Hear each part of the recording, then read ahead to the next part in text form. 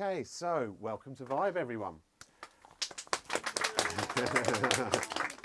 We're here today to learn about murder in Hong Kong. So we have author Patricia O'Sullivan here.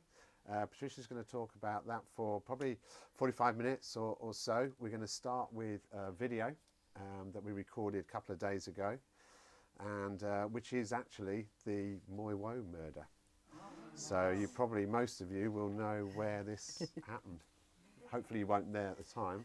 It was 1907. Yeah. Yeah. All right, just to let you know that we're recording on Facebook Live, so this is going out live now. So the cameras are here and here, so try not to stand up and get the back of your head in the way. And okay, so without further ado, Patricia O'Sullivan. Thank you. Okay, so do you want to say anything about the... No, I think just going straight into the video, if you will. Okay. You haven't done emergency exits. No. Here and there.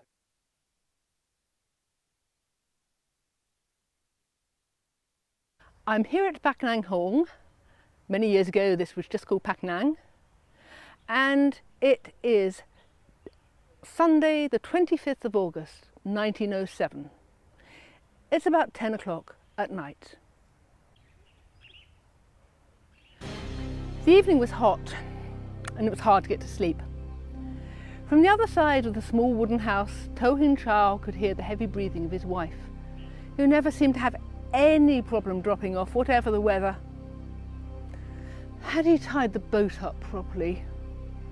He'd had that problem with the nets, and after that, had he wound the mooring rope round? His thoughts were interrupted. There was a scratching at the door, and then, yes, the door softly opened and a man slid up to where his wife was lying. It had to be that bastard Fan McFat. Well, he'd get it this time. He wasn't going to stand by and be cuckolded by that good-for-nothing. But hang on. He'd never been quite sure whether his wife Ho wasn't flattered by McFat's attentions. Had she led him on? Had she told him to come to her that night? But then his wife awoke, shrieked and pushed the man away. No, it was all right. She didn't want him at all.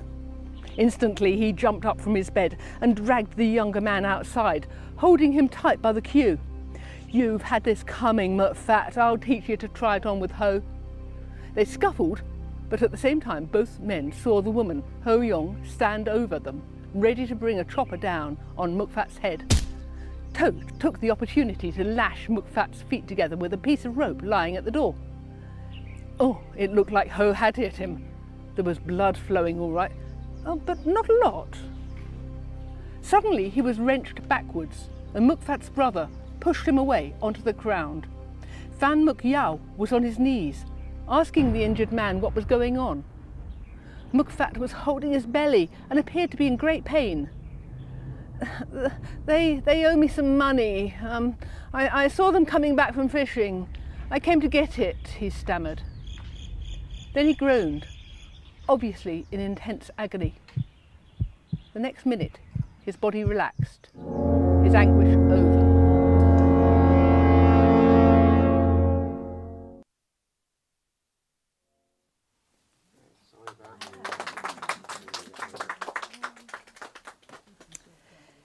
It was soon after first light the next morning when Sergeant Angus heard that a serious event had occurred on his patch the night before.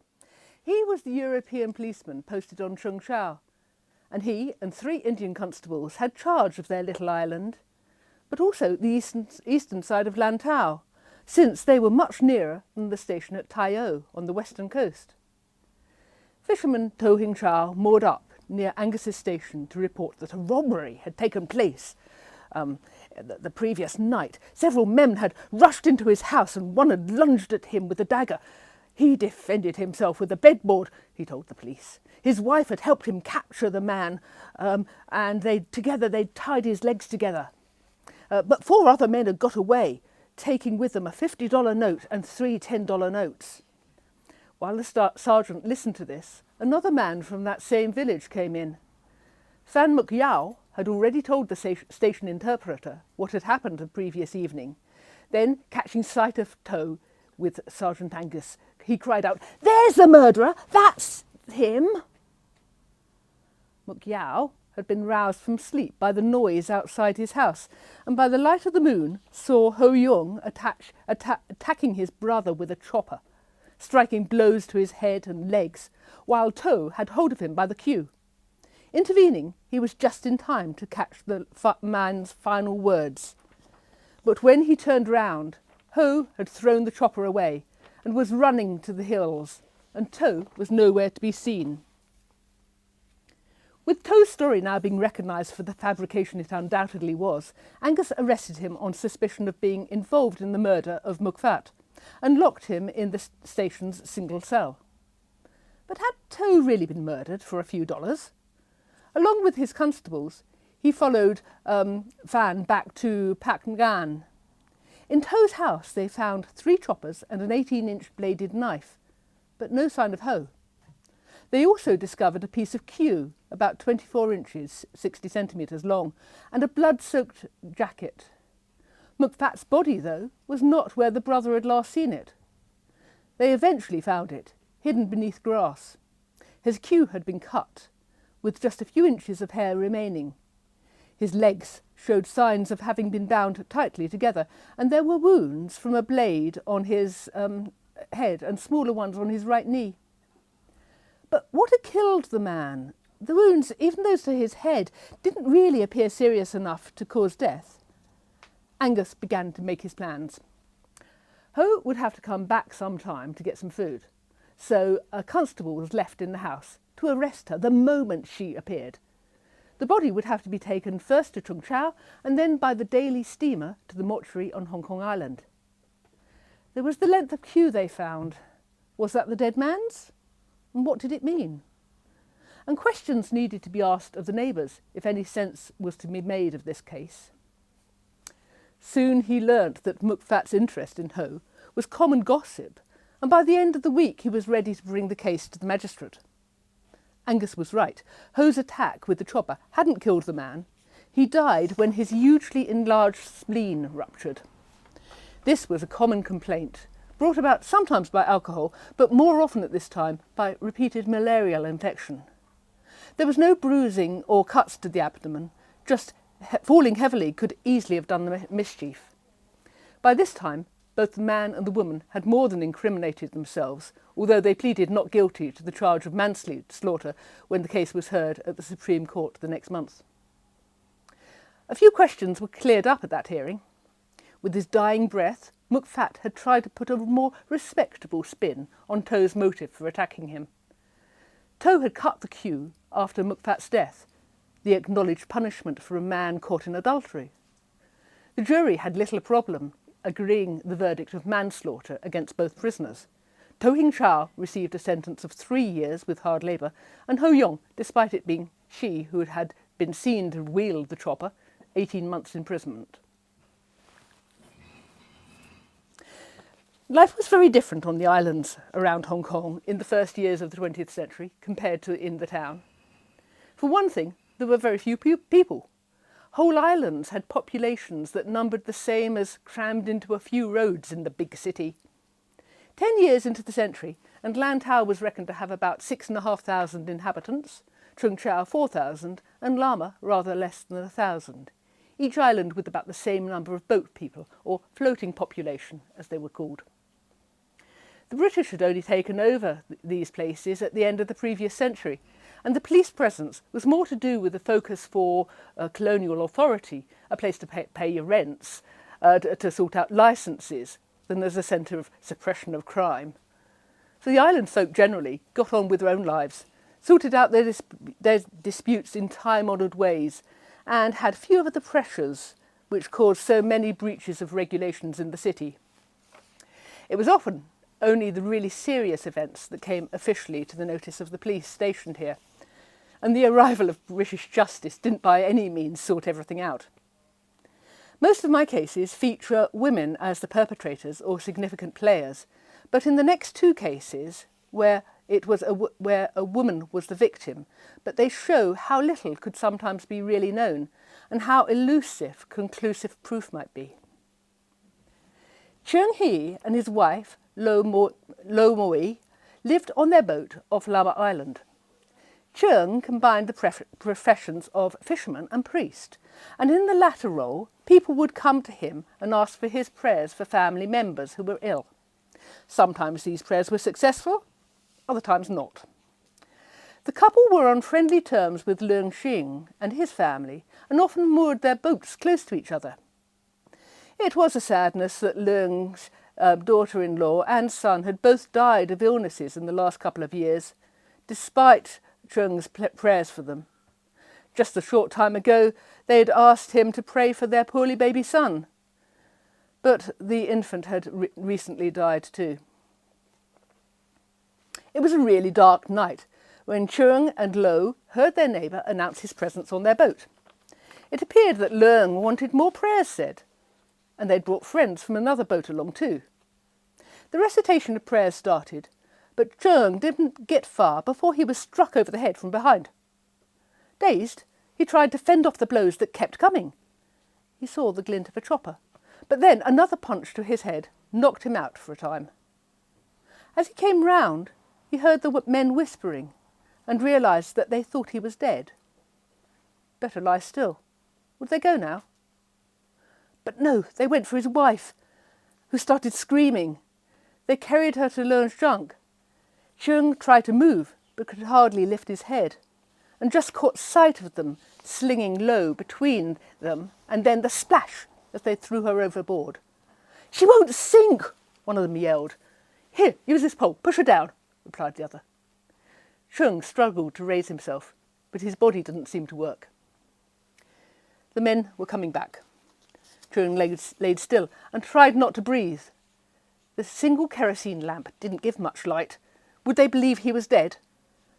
Then he realised with a lurch what they intended for his dead body. As they laid joss paper over him, the mark of the dead, upended the lamp and splashed kerosene around. They must have had some more of the fuel, because his nostrils were full of the smell of it. They were going now, creeping off into the darkness and throwing lighted tapers into the boat as they left. Chung didn't feel the great push they gave to the boat as it left its moorings.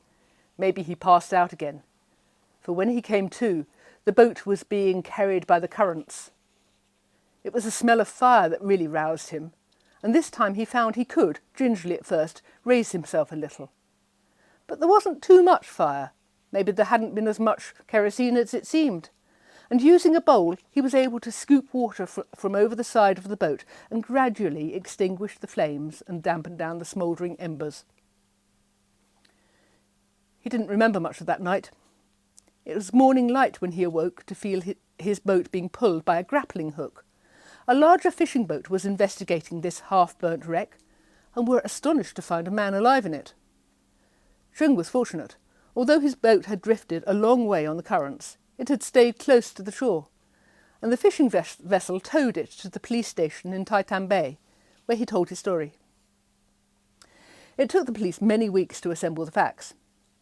Lo's body was washed up days later near Stanley, much decomposed, but just identifiable. But the couple's neighbours seemed to have disappeared.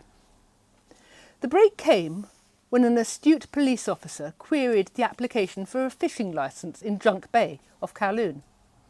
Inspection of the vessel in question showed that the registration number had been crudely altered to one which might be entitled to moor in Junk Bay.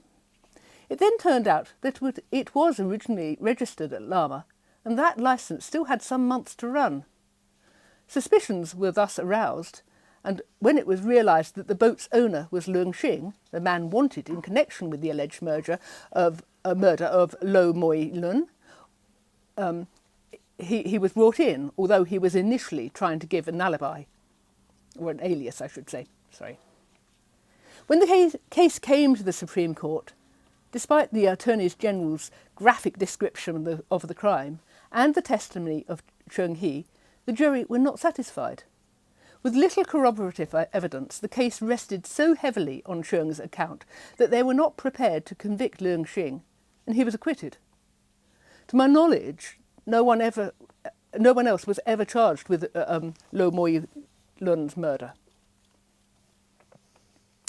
Crime dramas on television and film tend to give us false expectations of what can be known, and the collapse of this case is a reminder of the limitations under which the police of the time worked.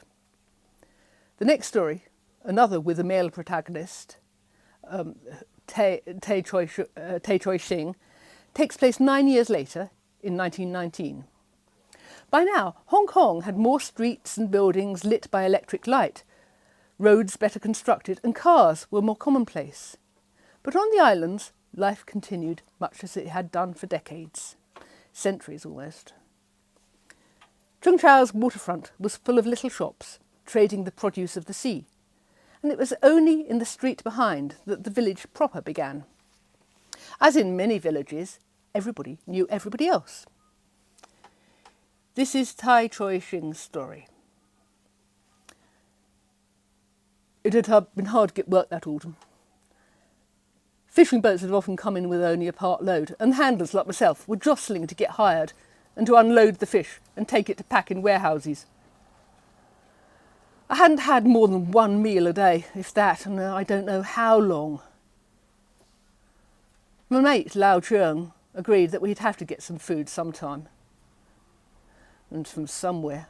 I was a bit surprised, though, when he said he reckoned we could steal some of old Mother Yuk's cakes. Couldn't we find some rice? Wouldn't that be better? But he was adamant. He wanted nice, tasty cakes. And old widow Won Yuk always left her back door open. He'd seen the husband of her daughter on the ferry where he worked. So, definitely he wouldn't be in that night. We were sleeping in the go-down of the warehouse, not far from where Yuk lived. Well, I say sleeping, but I was that hungry and my stomach hurt, and I wasn't getting much rest.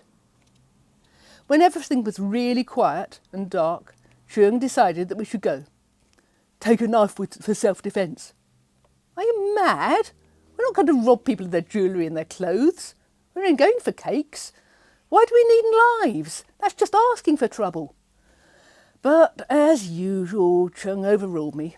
He was a bit of a bully that way. And somehow I always ended up doing what he wanted and not what I thought. He already had a small butcher's knife, and I found a chopper at the back of the go-down. Where does she keep the cakes at night? I whispered as we got near the house. Dunno. You try the front, I'll search the back, he answered. Getting in was just as easy as Chung had said, but inside the house was even darker than the night outside, and it took a minute or two to work out what was where. I'd just seen the shelf above a child's bed, where I thought the cakes might be, when there was a great thumping and rumpus in the back, and a woman screamed, "Help! Gao Deng, save life!" At that, the old woman, who must have been sleeping in the room I was in, woke up and went for me like a wildcat.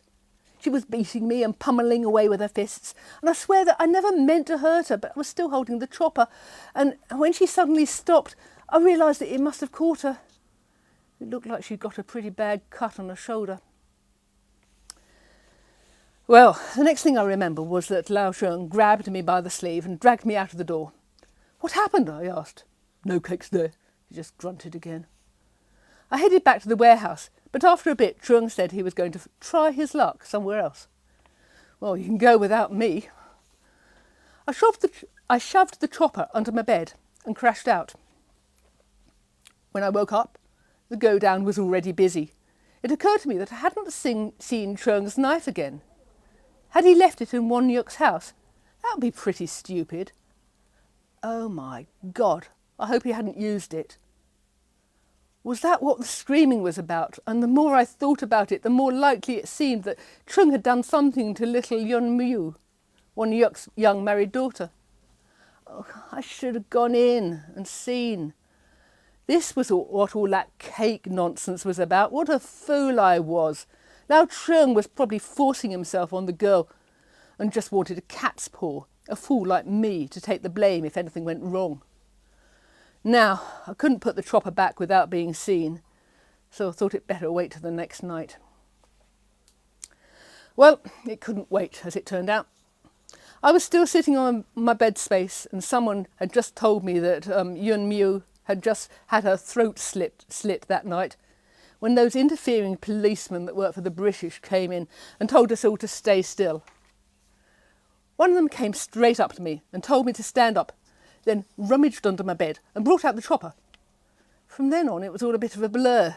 People shouting at me, some in Chinese, some in English or Indian or I don't know what, and dragging me up the hill to the police station. There'd been something said to me about being allowed to stay silent, and I reckoned that was the best thing until things calmed down a bit.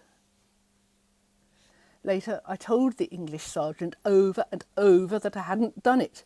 That yes, I'd been in the house, but just to steal cakes.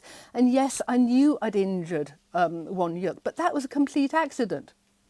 Why were you carrying a chopper if you didn't intend to use it then? The sergeant asked. It's a good point, really. And I tried to get him to understand that we'd brought the weapons along for self-defence. But it sounded a bit thin even to me, seeing as we were going into a house with just women and children. Anyhow, they took me over to Hong Kong Island and locked me up in the prison there.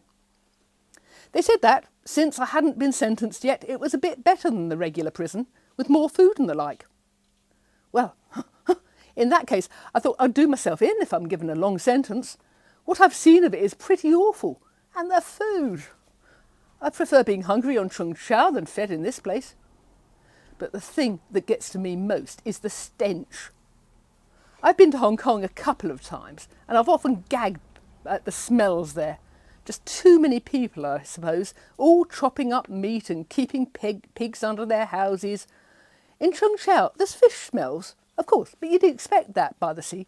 But there's lots of good, clean, fresh air. Well, I kept on having to go to court and stand in front of various judges.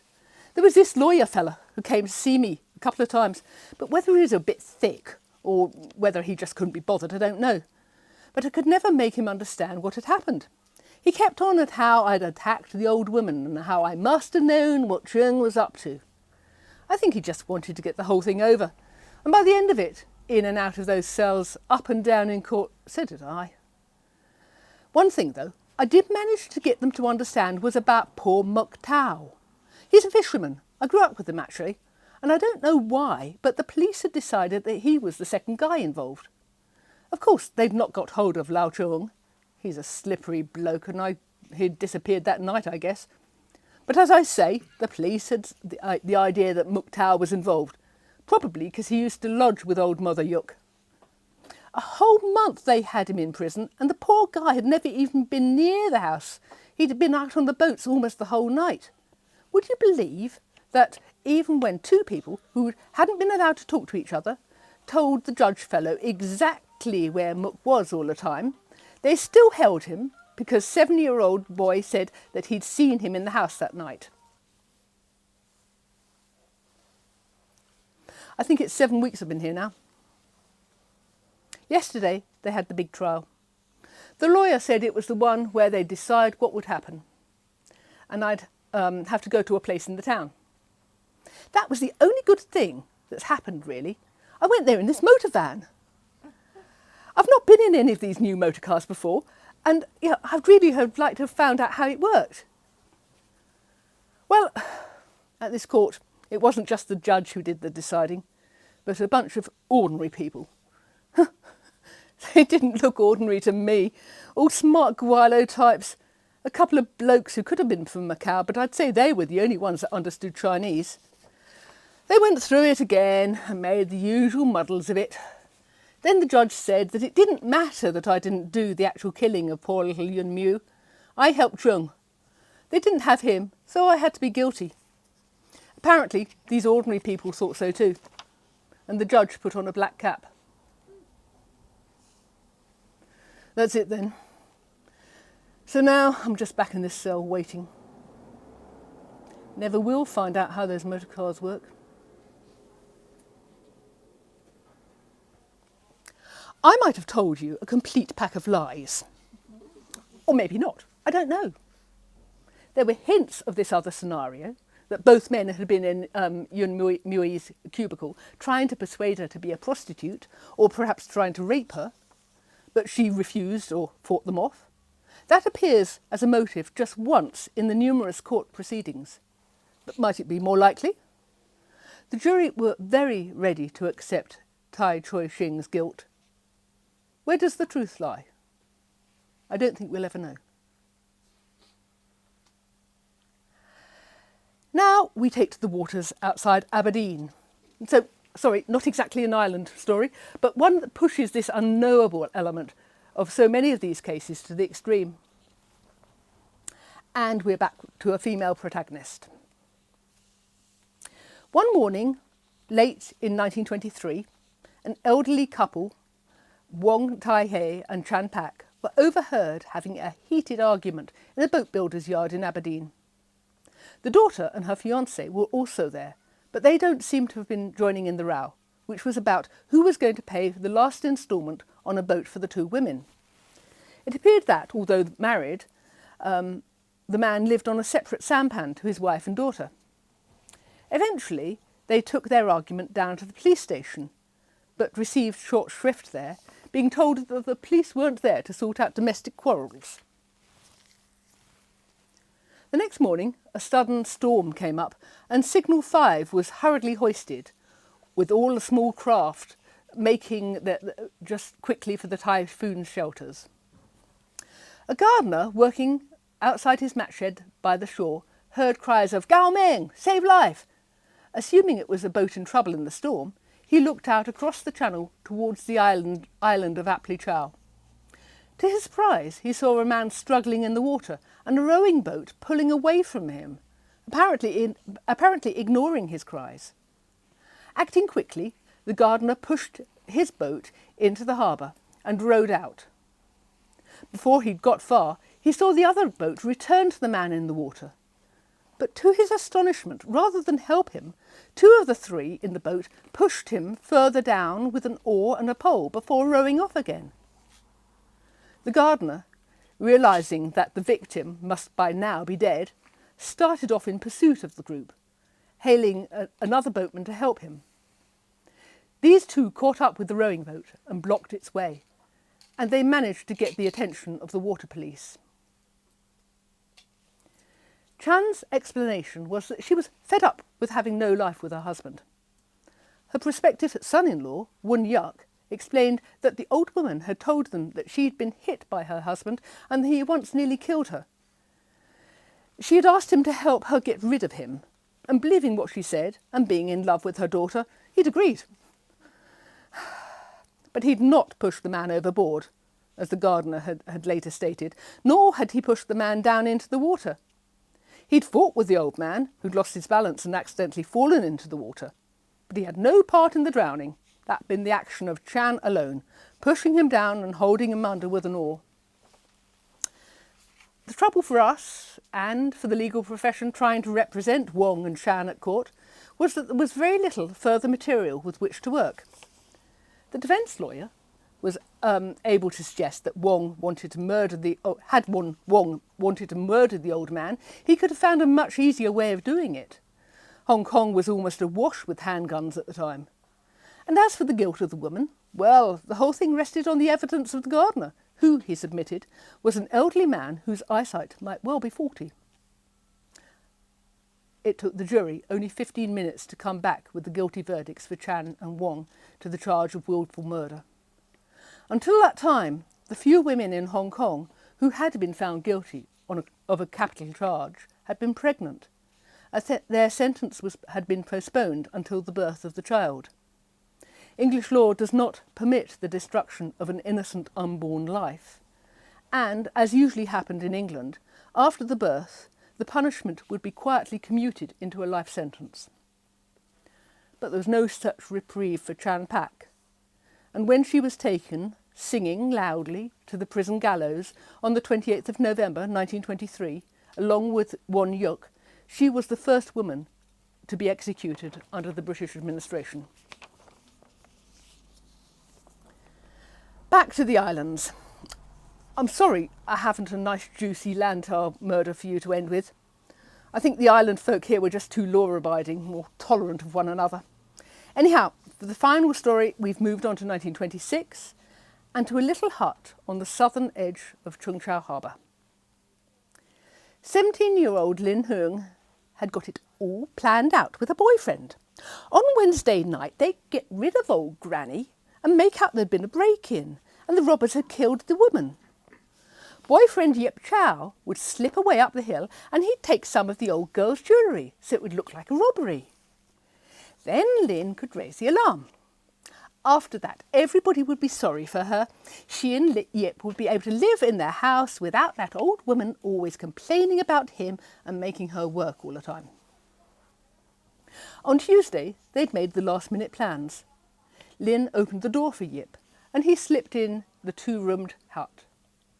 As usual, they whispered to avoid waking Granny in the back room.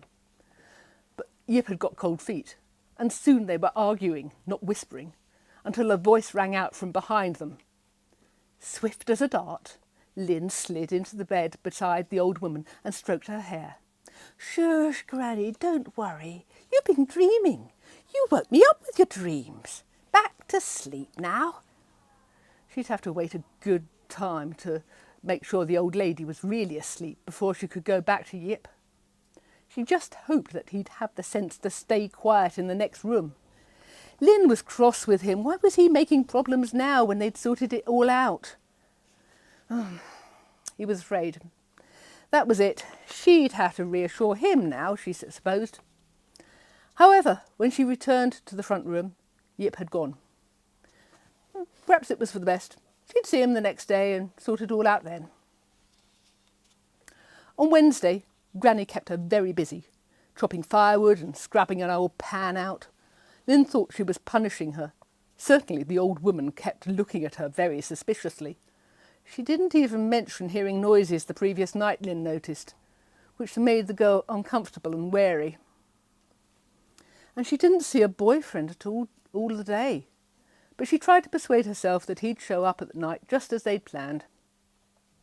When she was tidying up for the evening, after she and the old woman had eaten, Lin made sure that both the choppers, the one she used for food and the one she chopped firewood with, were not on show but could be easy to reach. She lay awake, still hoping for the soft whistle that would mean Yip was outside, but thinking out how she'd manage things by herself. It was looking more and more like that way now, but giving up on the plan didn't occur to her. It'd just be more difficult. She'd have to pretend to hear some noise and then wake Granny, rather than relying on Yip to drop something in the next room. Still no whistle. It was way past the time they'd agreed. Right. Count to 100 then. 98, 99, 100. "Ah! Granny! Wake up! What was that?" I was staring. Lin clutched the bedclothes as the old woman roused herself and crept to the door of the front room. As she went through, Lin came up close behind her, then, bending down to the floor, pushed her hand under a pile of clothes, her fingers closing round the handle of a chopper. 2 months later, in February 1927, when the weeping 17-year-old Mui Wo stood trial at the Supreme Court, she presented a woeful and pathetic figure. Not even reaching the rail of the dock, little Lin could only peer through the bars at the Chief Justice and the jury arrayed around. She was bedraggled and unkempt, despite the prison matron's attempts to get her to tidy herself up for the court. Lin was charged with the wilful murder of her aged employer, but the case had baffled the police and had as many twists and turns as the coastline of Chung Chau. The prosecution might want the jury to believe something like my presentation had been what actually happened, but substantial proof had been thin on the ground. Only 2 things were known for sure. Firstly, in a small village on Chung Chau, a woman in her late 70s, the employer of Lin Heung, had been brutally chopped to death, using 1 or 2 choppers, with her assistant kneeling on her chest to slash the victim's face and hack her to death. And secondly, A few days later, a small piece of gold jewellery belonging to this woman had been given to the local goldsmith to melt down. Lynn had changed her story at almost every question the police set her. Initially, she told how the two robbers had burst into their hut and attacked her granny when she would not give them her valuables. The robbers had blackened their faces so that Lynn couldn't recognise them. These attackers soon disappeared, from her accounts, to be replaced by the men who lived in the hut opposite, and then by her boyfriend, and then by her boyfriend's brother. The piece of gold jewellery was, perhaps, part of her fabrication of a robbery. At the Supreme Court, the jury were warned to put aside sentiment, to disregard the age and stature of the defendant in front of them. They were told how this attack would be quite possible for a girl of Lynn's size. Servant girls of this type were obviously used to hard work. The many threads of the story were, it was obvious, made up to throw suspicion away from herself. Lynn's defence counsel could only really suggest that Lynn was trying to shield someone else.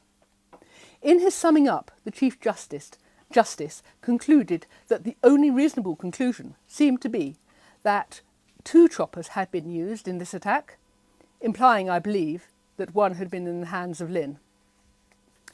He reminded the jury of the need for impartiality, but also reiterated the severity of the penalty should they find her guilty. The death penalty could be imposed and enacted on persons aged 16 upwards until 1933 in Britain and 1952 in Hong Kong, when the age was raised to 18. This is 1927, and Lynn, I remind you, was 17. The jury retired. Just 14 minutes later, 7 men returned with their unanimous verdict. Lin Hung was not guilty of the murder of the old woman.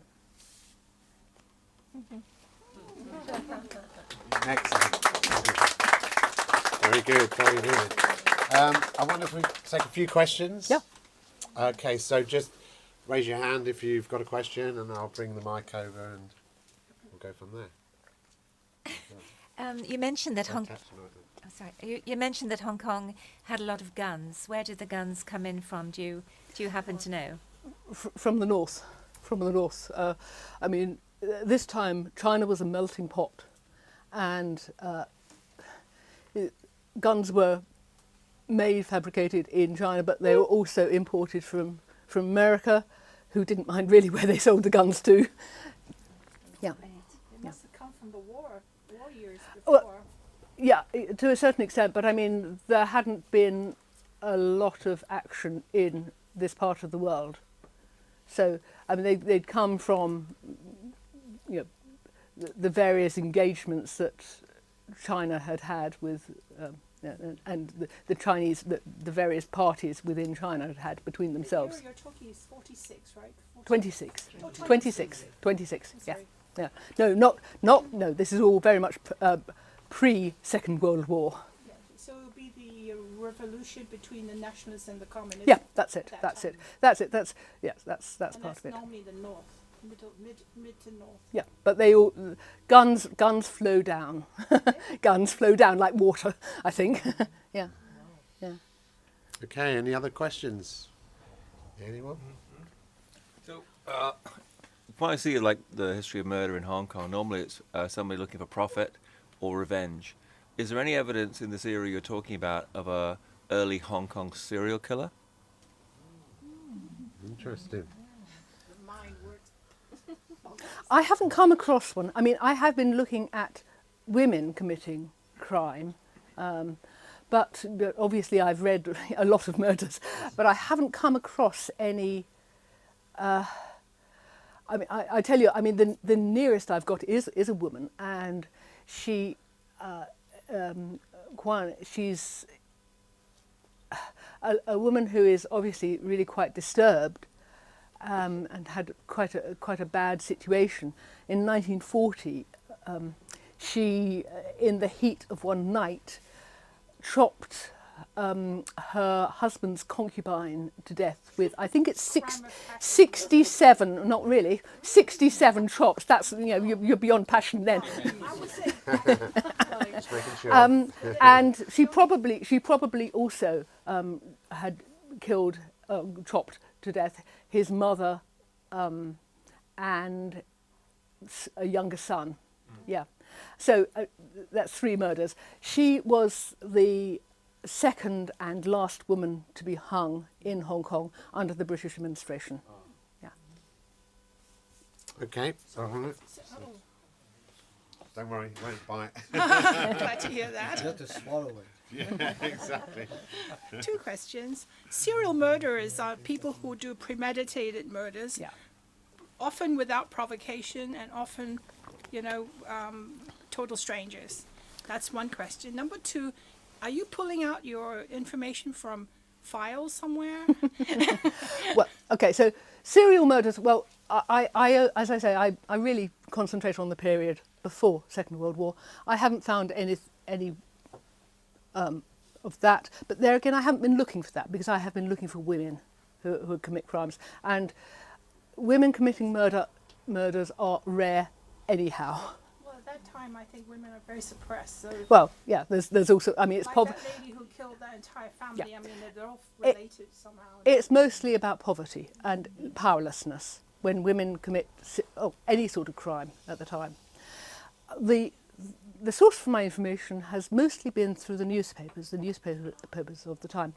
The court files all really disappeared in the period of the Japanese occupation and in the 15 years afterwards. In that time, life was so hard that any paper or lying around or paper that could be got hold of was used as fuel. And what wasn't used as fuel, or some of it, the more important political trials had been those records had been destroyed by the British before the occupation, when the Japanese were coming in. The Japanese probably took some back with them. We don't know really, and then the rest the white ants had. Okay, any more questions? All right. Peter, you have to shout, mate. Yeah.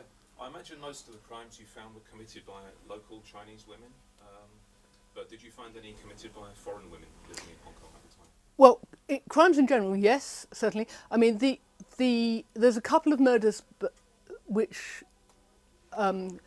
Western women commit, but they don't commit them in Hong Kong.